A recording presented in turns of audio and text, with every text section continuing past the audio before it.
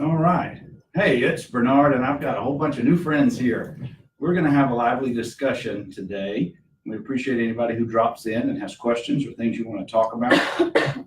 We're talking about the Millennials, Generation Y, folks who were born between 1980 and the year 2000. There's about 80 million of them around the world, and I think they get a really bad rap. I frankly think that they're underrated, and they've got some awesome qualities and things about them. And we're hoping you guys will join us in on the conversation. We're going to start down here with the guy in the red with Adam. Come down this way. We've got 4 folks on our panel. They're all college kids. Introduce yourself. Tell us where you go to school and tell us about your major. All right. So I'm Adam Wheel. I went to Mountain Brook High School. I go to the University of Alabama now. I'm a sophomore and a public relations major at the University of Alabama. I'm Marley. I went to Mountain Brook with everyone here, and I go to Auburn. I'm a sophomore, and I'm double majoring in marketing and finance. My name is Will. I also, like you said, went to Mountain Brook. I'm currently a sophomore at Auburn University, and I'm studying accounting.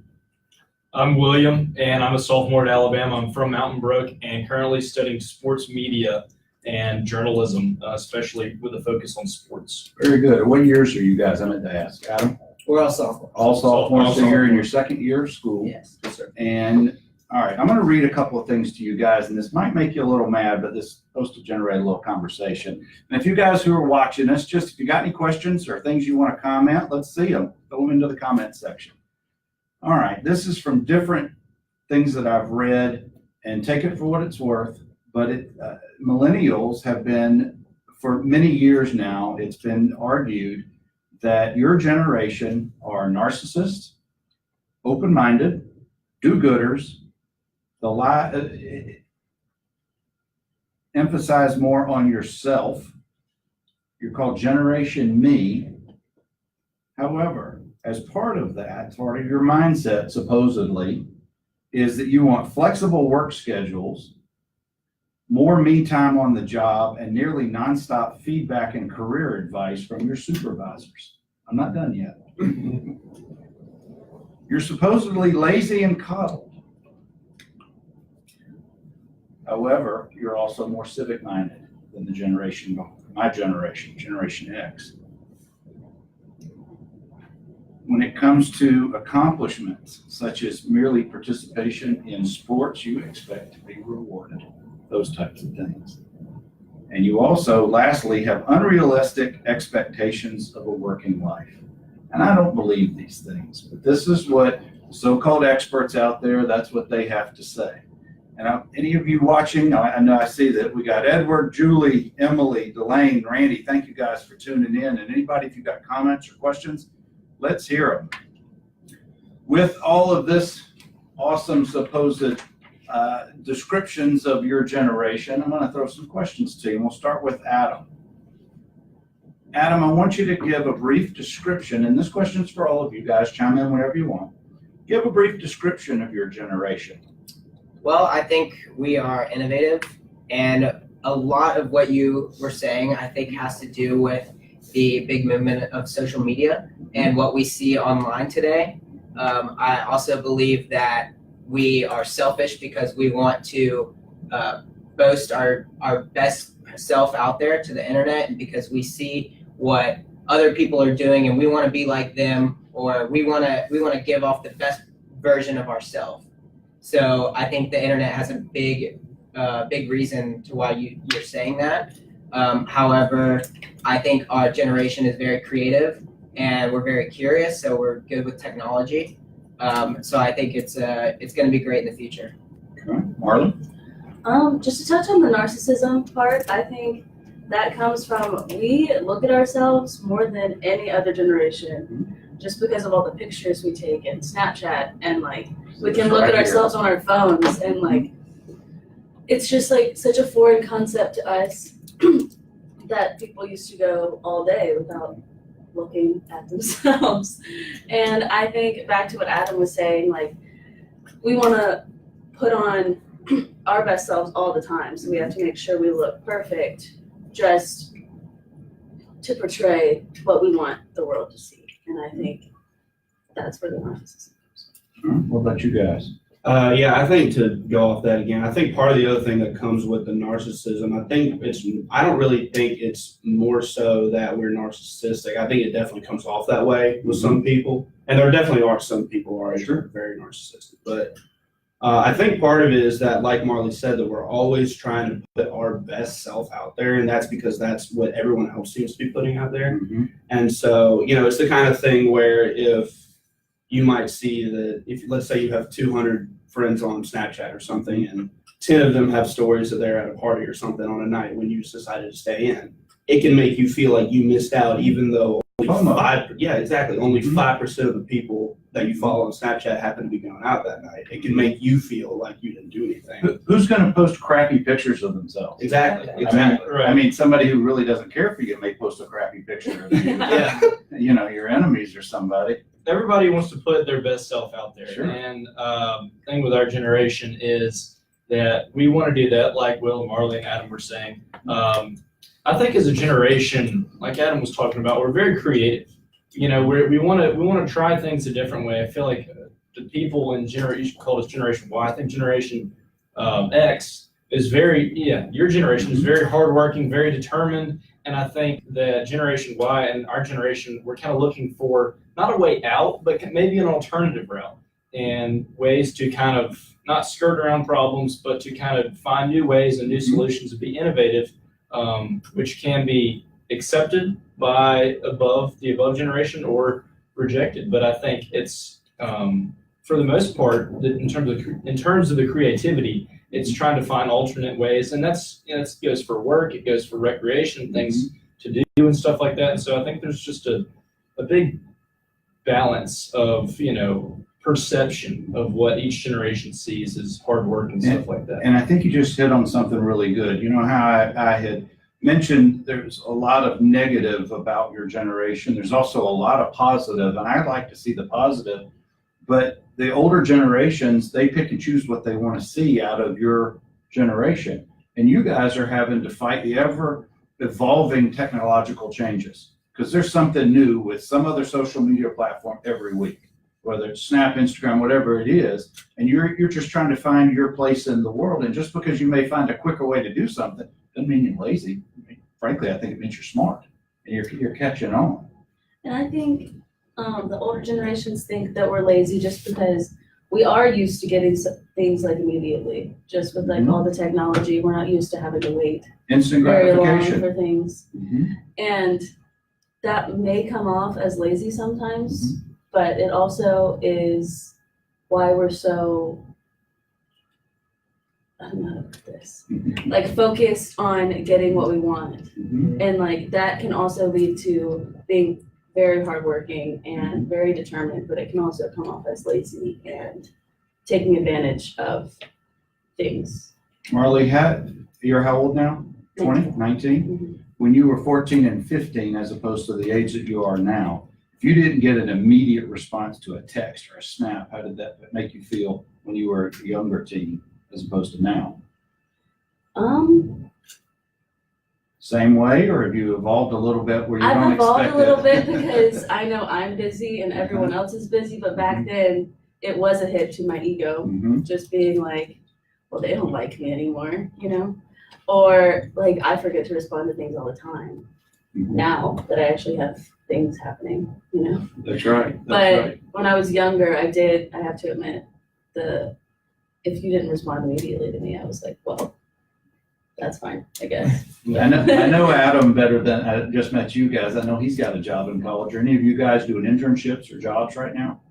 Not at the moment, but I'm planning on doing an internship somewhere this summer or working on a ranch in Wyoming. Very good. I work at a TV station in Tuscaloosa, Currently? WUA, I know it well. as a sports intern. So Tell Mike Royer said that. I will. What about you, Marlon? I'm like, well, I don't have anything right now, but I am looking for internships over the summer. And Adam, what do you got going right now? So right now I work for Crimson Tide Productions, which is the multimedia component for Alabama Athletics. Mhm. So I've been working with the Jumbotrons around the university, and I've been working with SEC Network in hopes of getting a production job in the future. My ultimate goal is to work in sports. So also this summer I'll be interning with the Birmingham Barons. Very good. as a production intern, so I'm looking forward to that. And right now, you're in a fraternity, and you've got a job. How many hours a week are you averaging with your job? I'd say it averages about 15 to 16 hours a week. Okay. It just depends on the schedule. Full-time class load? Okay, what about you, Marley? Sorority, or do you do Oh, anything yeah, else? I'm in a sorority. Okay, and then full-time class load? Yes, over full time. All right, what about you guys? Yes, sir. I am in a fraternity, and I'm taking 16 hours since semester. Son? Yeah, involved in fraternity, full class load. I work anywhere from 8 to 15 hours a week. And you're learning how to juggle your time, aren't you? Right. You're learning what's a Right. priority. Without your parents. That's right. That's right. I don't know how often you get phone calls or texts or, heaven forbid, I just call showing my up in parents. person without being told. But you're learning how to balance your time. You're becoming, I hate to say this, you're adulting a little bit. right? A little bit. All right, guys, you're now at least 3 semesters into your college career. Any plans for any of the 4 of y'all beyond your undergraduate to go to any type of graduate programs? Start here. For my intended field of being a sports reporter / journalist, I don't need any form of grad school Okay. or any type of degree beyond a bachelor's in college. And so right now, that's not on my radar. But if things change in the future, that could become something that I might do. But as of right now, that will not be. Okay. Well, for my major, accounting, if I decide later in college after actually taking a few actual accounting courses, Mhm. I'm going to decide whether or not I want to go into public accounting and decide whether or not I want to go to grad school and get my CPA. But that all is going to come in the future. I'm not really sure right now. Marley? Well, both of my majors are very competitive, marketing and finance. And so I decided to do the double major to set me apart, but I think I'm also planning on going to graduate school just to further my chances in getting a position in my actual field. Very good. Adam? Also, like William, I'm trying to get into the sports field, so it doesn't require any degree past bachelor's in college. And so I am basing my after college decision based on relationships and people that I meet. So I believe that's more important in that field. Let's talk about the community, whether it's on your respective campuses or in the towns where you're living right now or your hometown. What type of involvement in the community do you have from either a philanthropic standpoint or giving of your time or whatever it may be? Let's start here. I'm on my fraternity's philanthropy board, so I do a lot with them, and I also as well volunteer at the Pine Hills Reading Project, or the Pine Hills Literacy Project, my bad, in Auburn at the Boys and Girls Club.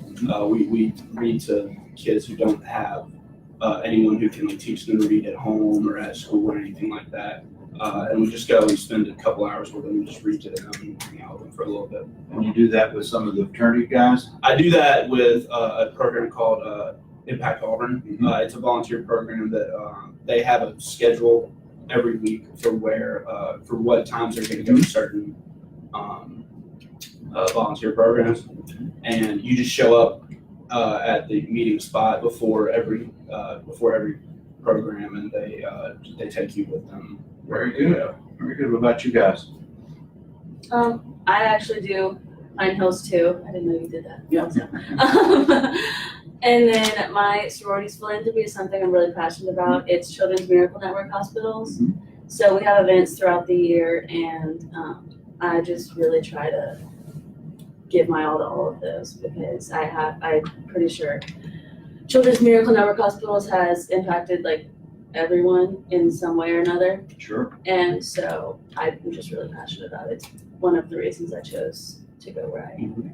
Oh, very good. That's what led you to Auburn? To the sorority I'm in. Oh, to your sorority. Okay, very good. Adam, you guys? So I don't currently do much philanthropically right now, if that's a word. So I've been pretty busy with fraternity and work and school, and so I definitely want to get into it more throughout my time in college. But right now I'm not doing much. Well, I know you better than I know these guys. I know that in high school, you and Jack and the other Jewish kids have been involved with your BBG. You could talk about Jam for Sam, the other things y'all done. Go ahead and talk about that for a second. So actually in high school, I volunteered with the Friendship Circle. of Alabama, and I was paired with a special needs kid who I hung out with every week on Thursday nights. So that was something really cool that I did in the community. We got to be really good friends and hung out, every week. And so we got to become closer, and I felt really good about myself and doing something for others. Okay. So, working as well with a full-time class lead, I don't do regular volunteer hours at a certain location, but through my fraternity, we have philanthropy partners within the Tuscaloosa area. And we also do volunteer hours, required a certain number of hours every semester, in which we'll go together and clean the river, volunteer at local places, and a lot of different things. The RISE program at the University of Alabama at the Stallings Center, helping kids with special needs. It was started by Gene Stallings and his son back in the 90s and early 2000s. So that's something we do. But I think as, bringing it back to the generation thing, I feel like our generation is very willing to put themselves out there and help to go out and kind of impact others and kind of make sure that others have a fair chance of catching up in society, and like everybody being on pace to be successful later in life. I feel like our generation has a passion for that when it comes to service and volunteer hours. Well, it's good to hear. It's, the bad rap about being narcissist and always looking in your phone and only caring about yourself. I don't really think that that's completely a very good definition for young adults like yourselves. But speaking of phones, and I want you to answer this as quickly as you can when it's your turn. You've all grown up with one of these. Everybody at your age has one. You've had some version of this probably since you were 10, 11, 12 years old, whatever your family parents allowed. But I guarantee you've all heard from your parents, put that phone down. What's your immediate thought right now? Of course. My mom's on her phone more than I am. Good answer. Good answer. I hope she sees this. I hope she does too. All right. Usually at first it's, you're a little bit annoyed, but then you also think to yourself, all right, yeah, I am sitting here with my family. I should probably put my phone away. So my immediate response is often an eye roll and thinking that I'm doing something important for myself, when in reality I'm avoiding whatever the world's or family's problems are at the time, and I'm kind of in my own little world. Well, that's what I was going to ask you. When you're in your phone, you really kind of block everything else out, don't you? You're kind of focused on whatever is right in front of you. As you get older, is that going to remain as important to you from a personal level? I realize from a professional level, like my children, like my grown daughters, they get on to me all the time, but frankly, about 2/3 of the time, and I hope they're listening, I'm actually working because I do a ton on social media. But as you get older, is it going to be more important to you to continue to have this phone with you? And I realize your jobs may dictate that a little bit, but from a personal standpoint, at age 30, for example, what do you think, I Marley? actually noticed, I leave my phone at home sometimes just because I don't want to deal with it. And as I get older, I've actually noticed just I don't need it as much as I did. And that's might be an unpopular opinion, but Actually, I think it's a pretty mature opinion. but when I go out to dinner with my friends, I'll leave my phone in the car or leave my phone at home. And it drives my mom crazy because she wants to get in touch with me. Yeah. Okay. But sometimes I'll forget, sometimes I'll do it on purpose, but I just find myself doing that more often. All right. Age 30. I've already started to see myself care less and less about things on social media like I did, even last year. It's a big difference for me. And I think that part of growing up and taking on more and more responsibilities outside of your phone kind of it makes you unable to use your phone as much. And so you become less and less interested in what's going on your phone. I don't just text people to make conversation anymore. If I want to talk to somebody, I'll just pick up the phone and call them. And that's one thing that I've noticed I started doing over the past year. So I think by age 30, I'll definitely use it for work a lot, I would assume. But for personal use, I'm not really sure if I can see myself using it that much. Age 30. Age 30, I would say going into a career like sports journalism where, everyone wants to break the news and wants to be the first and the best with the most followers. Twitter, of course, I feel like isn't going anywhere for that medium, for that type of reporting and stuff like that. But I think Snapchat, Instagram, stuff like that, Facebook, where you just post pictures and, where you are in your events and stuff will kind of fall by the wayside and it'll be more work related. But I still think I'll keep my phone around me for the purposes of reporting, and because sporting news is happening all the time around the clock. It doesn't sleep. That's right. But I think personal matters like posting pictures on Instagram and stuff like that will kind of fall by the wayside, and my phone will be used more as a work tool than a personal kind of getaway from the real world. Sure. Age 30, Adam, phone. See, I think it's a little too early to tell Mhm. because we're not exactly sure what's going to be there by the age 30. I mean, if you were to ask me, what was I doing at age 8, which is the same time. Right. No, I wouldn't have told you that I was going to be on Snapchat, Twitter, and Instagram and stuff like that. So Some of those weren't even around. right, exactly. So I think it's a little too early to tell. However, I think I still probably will be on my phone and post pictures, but I don't think I'll have to have constant communication with everyone like I do now. Won't be in as many group chats and group me's and all that kind of stuff. Right. I think that stuff will fade away. However, when I'm not around my phone, I went on a 3-day hiking trip on the Appalachian Trail this summer, and it did not have service. And it was really a great thing. It was very different, but it felt good not to have to worry about the troubles of the outside world. Was it a good relief to not have your phone and deal with it for a few days? Oh, it was great. Going off part of what Adam said, I also sometimes think to myself that maybe the whole social media thing, and it's blown up out of nowhere because it's honestly still kind of this new thing. It hasn't been around for that long. Yeah. Part of me almost feels like by the time that we're 30, social media is going to all but start to kind of fade away. Not fade away completely, but used for the things that it's supposed to be used for, that kind of thing, and not on this widespread scale that. I mean, we're still in the infancy for a lot of these. They're only, how old is, Facebook's not even 15 years old, and the others are all younger than that. Y'all are in your third, going into your 4th semesters of college. Now that you are wise to the ways of being on the college campuses, what do you have to say to an incoming freshman who's just getting onto campus for the first time? Marley. Oh, wow. Being a girl, what you're most worried about going in is rush. And I'm here to tell you, it's not that bad. You really just need to trust the system. That sounds really cliche, but it's true. And get involved as much as you can freshman year, because sophomore year, I've been trying to apply, and they're looking for experience. And I'm like, well, I didn't try very hard to get involved freshman year. And so all these people who have done freshman forum, the leadership, the SGA thing, I did emerge, but yeah. Oh, that's right. It's just get involved. It does in everything. Just throw yourself into yeah, things. if you don't know what you're going to be interested in, just if there's an opportunity, take it for sure. And if you don't try, you don't know. Yeah, exactly. William?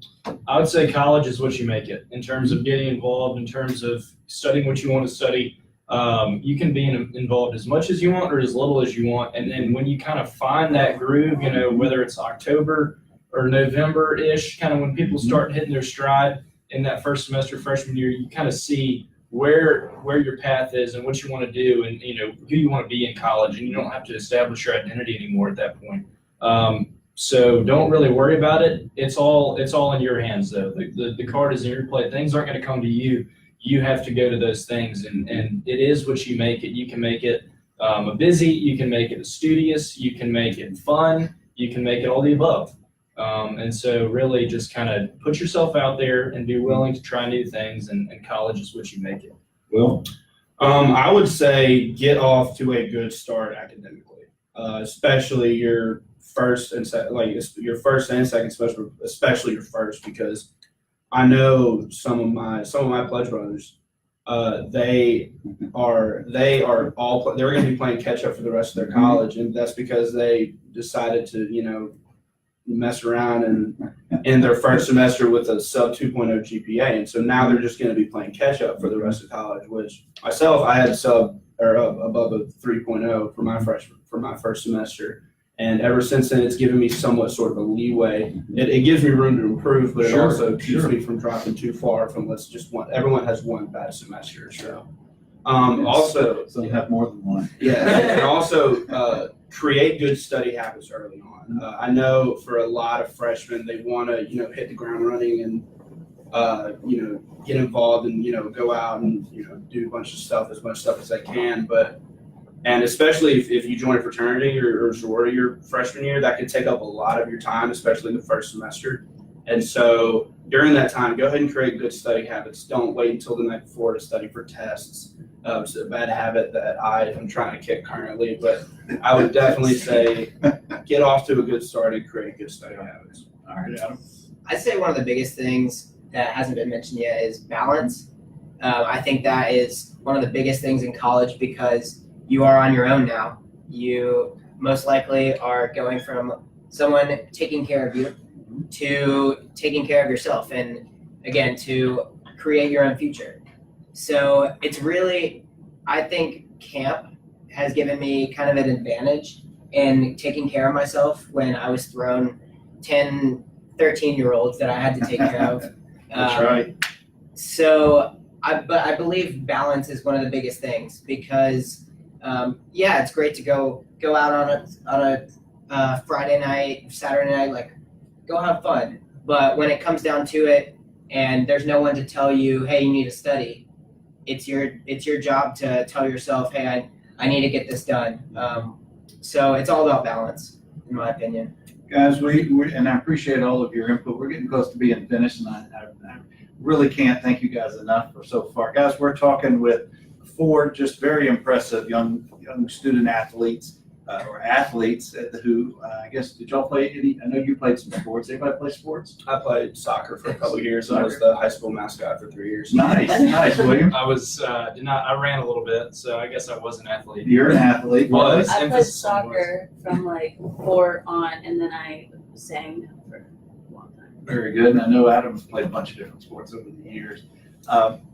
We're talking with some millennials, some Generation Y, some very impressive young adults. And we're getting close to the end of the interview, and I appreciate your time. Rapid fire. What's your favorite social media platform and why? Marley. Instagram. Why? I don't know. We'll come back to you, Will. Honestly, for my own personal use, I would say Snapchat because it makes communicating with people and staying in touch with people really easy for me. Okay. But for just to go on and scroll, like just to see what other people have posted, Twitter, because I like to follow a lot of like funny accounts from like comedians and things like that, and so I like to scroll down just to make myself laugh a little bit. If you don't follow Bert Kreischer, you've got to. I do. All right, Adam. I watched that. I'd say Instagram because I think it's kind of a mix between Twitter and Snapchat, I guess, because you can follow funny accounts, you can follow sports accounts, and it's not a lot of reading, so that's nice. William. Definitely Twitter because, again, what I want to go into, all the breaking news, but also there's not really a fine line between sarcastic and fun humor and people, having fun jabbing at each other, but also serious breaking news and stuff like that. So it's a good medium for all the above. All right, here's the toughest question of the afternoon.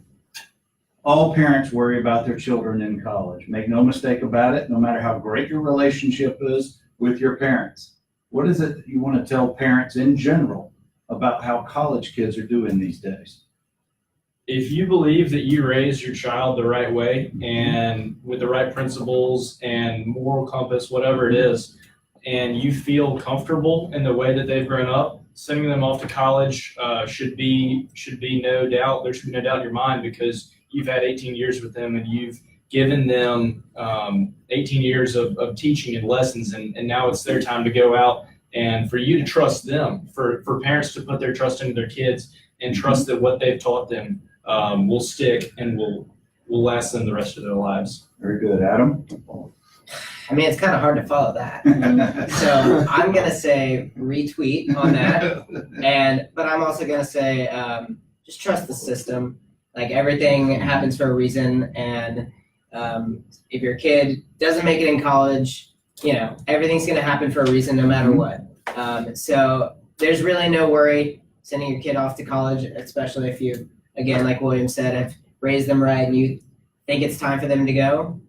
Let them find their own path. Marley? I want to say that we're learning, like everything. Mm-hmm. No matter if we make bad decisions, we're learning from those. We're learning from our good decisions. We're learning school things too. And just trust the fact that we're learning. We're making our way on our own without you. And we worry about you too. Like, I'm an only child, so I left my parents alone. Pay my rent, please. So- I love And so it goes both ways for sure, Sure, but we're sure. learning, we're making our way, and we're fine. Will?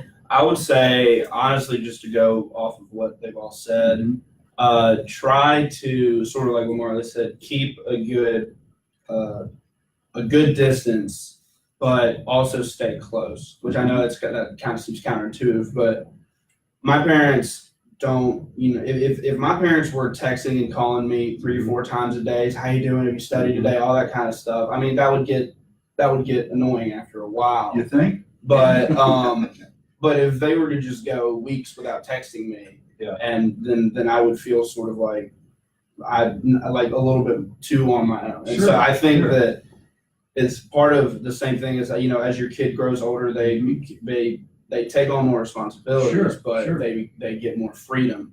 I think that kind of resets itself, but in a whole nother way when they go to college. Freshman year, keep tabs on them, make sure they're okay. Sophomore year, a little bit less. Junior year, a little bit less, and so on.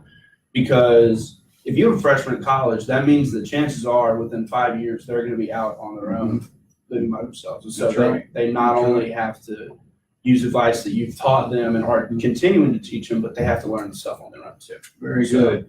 2.5 years from now, when you're in your senior final semester, hopefully of college, I know all your parents hope that that's your final year undergrad. I want to meet back here. I want to have another conversation and see where you guys are. Sure. Thank you. Thank you very much. Guys, y'all have heard from some very, very impressive young people. I hope you've enjoyed this. I want you guys to keep up with these guys because they're doing things and they're really going some places. Thanks for tuning in for a little bit. We'll talk to you another time. Take care.